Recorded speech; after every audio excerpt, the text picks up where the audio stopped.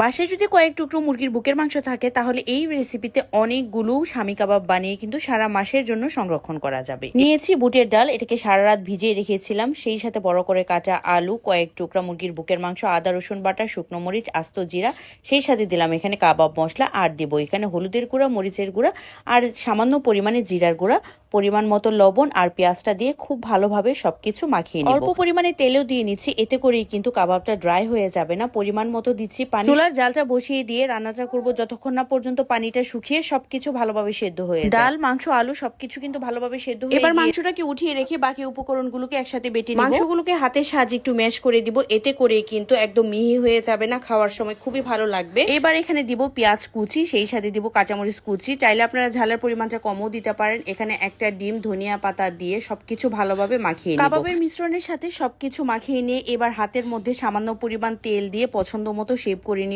আমি সবগুলোকে কাবাবের শেপ করে নিয়েছি। এবার কিন্তু চাইলে ফ্রিজের মধ্যে সংরক্ষণ করতে পারেন, আর যখন ইচ্ছা বের করে নিয়ে একটা ডিমের মধ্যে চুবিয়ে তেলের মধ্যে দিয়ে কিন্তু এপিটোপিট ভালো করে ভেজে নিলেই স্বামী কাবাবগুলো রেডি। তো আমি ফ্রিজ থেকে বের করে নিয়েছি আর একটা ডিমের মধ্যে চুবিয়ে নিয়ে এখানে তেলের মধ্যে এপিটোপিট করে ভেজে নিয়েছি। আর এটা আমি আমার বানানো তেঁতুলের সস দিয়ে সার্ভ করেছিলাম, খেতে দুর্দান্ত হয়েছে।